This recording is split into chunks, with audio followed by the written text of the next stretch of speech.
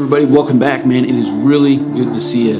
So I'm traveling this week, and I was looking back in some of the videos, and I realized I haven't gone back and done a part 2 to the combat mindset, of the warrior's mindset. And I told you then that I was going to leave off with some more practical things we can put into our kit bag so that we can develop our warrior's mindset, call it a combat mindset, leadership mindset. Really, to me, it's just our mindset. And so that's what we're going to do. If this is your first time to the channel, I really appreciate you sharing a few minutes with me here. If you want to master your fieldcraft or develop your tactical virtue, make sure you subscribe to the channel, click that notification bell so that you can stay up to date. So to kind of summarize where we're at right now, kind of discussed, the 2 rules or 2 principles of any, really, like I said, any mindset, whether it's combat oriented, warrior oriented, leadership oriented, things of this nature.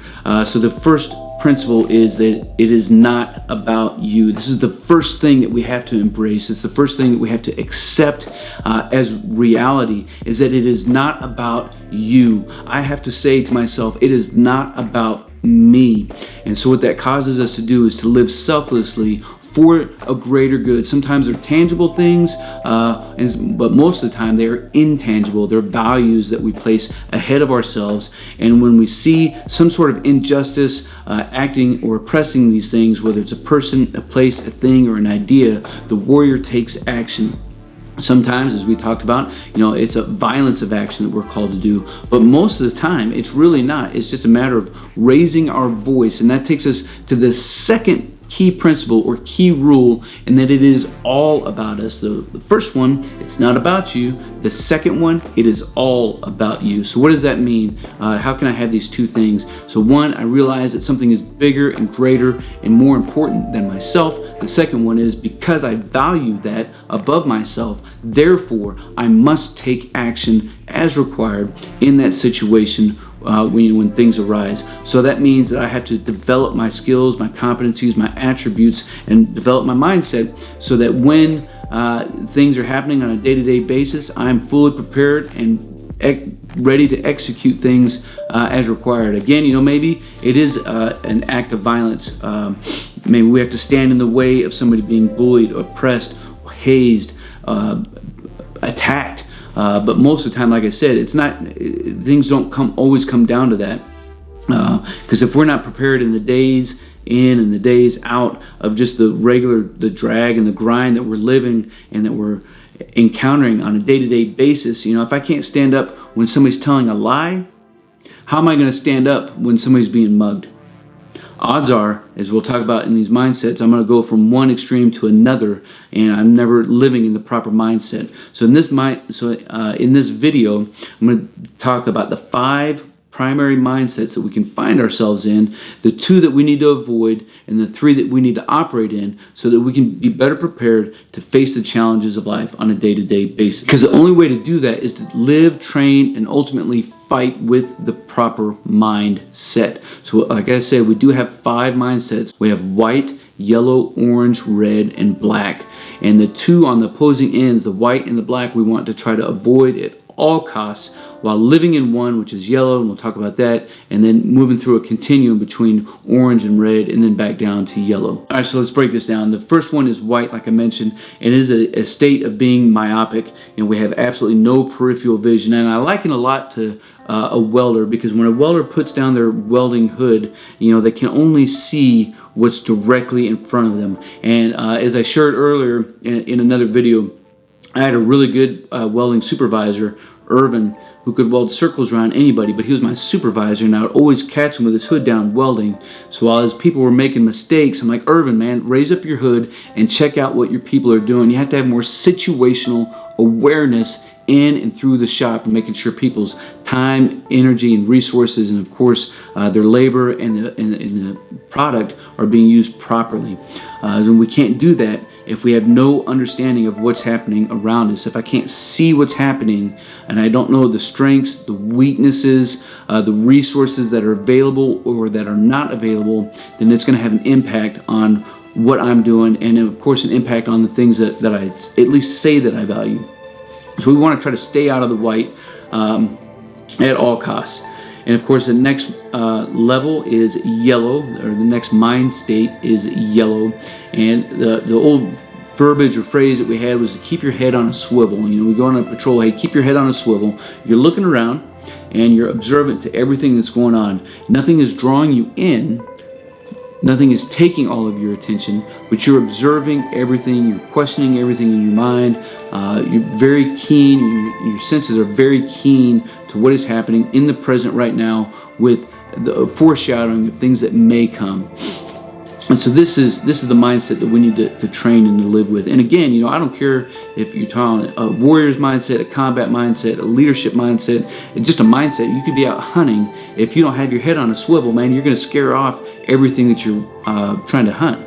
Kind of makes sense, right? If I'm driving my car and I don't have a sense of yellow, if I'm not checking my mirrors, my rearview mirror, if I'm not looking out around us, if I'm not looking for lights blinking, flashing, sirens, things of this nature, obviously an accident is going to happen, right? If I'm distracted by my phone and I'm drawn down into the white and I have no peripheral vision, I'm going to get into an accident. So again, you know, this applies to everything, to all of us, all the time. Stay in the yellow.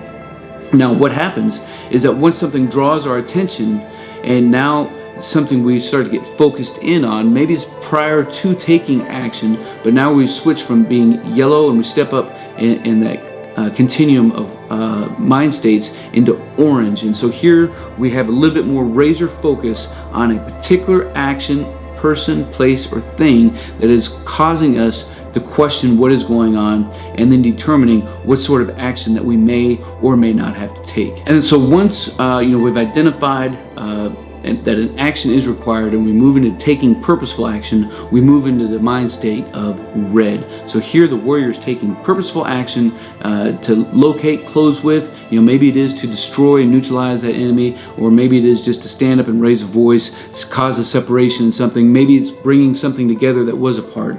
Again, you know, at the end of the day, it's not all about violence of action. So here we watch ourselves. We can't be consumed by rage, but we do need to act intensely in what it is that we're doing. So time now, we're taking action, and I'm going to resolve the situation right now. You know, and it could be offensive or defensive in nature. At the end of the day, like I said, it doesn't matter. What matters is that we act with a furious intensity in what we are doing. And so what that means prior to is we are training and honing our skills and attributes, our competencies in a wide variety of topics, so that regardless of what comes up, maybe it is ethics based, but maybe it requires physical action or activity, that we're prepared to handle these things. Because if we're not, then what happens is we're going to slip into black. And black is that last phase, and black of course represents, you know, a death, and it could result in physical death, but really it all starts with a mental, a spiritual, or an emotional death that then transforms into something that is physical should that situation arise for it. And what happens a lot of times is we're stuck in white, we have absolutely no peripheral vision, bam, something happens, and because it happened and we weren't paying attention to it, now we either slip into a fear, flight, or fight mentality.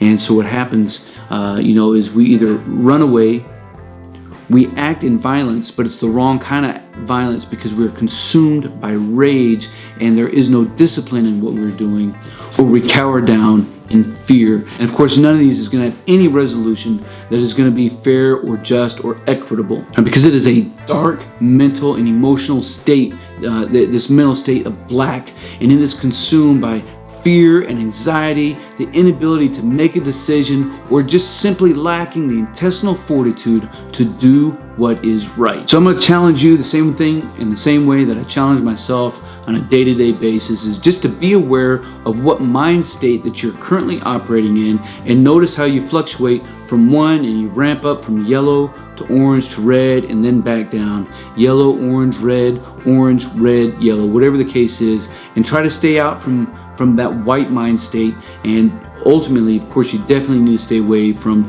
the black mind state. So stay away from those two, hug in the middle, hug in between those two, in between those lines. And, let me know what you think. What are your thoughts on, how do you operate on a day-to-day basis? How aware are you on a day-to-day basis of your situations, whether it's while you're driving, you're at work, at recreation with your family, whatever the case is. I think you'll find that the more in tune that we are to all of these things and all of these different places, the better people that we are, because we are physically present. And that's really what it all comes down to, is we need to be physically, emotionally, and spiritually present and connected with the things and the places and the activities of what's going on around us on a day-to-day basis, so that we can participate in them.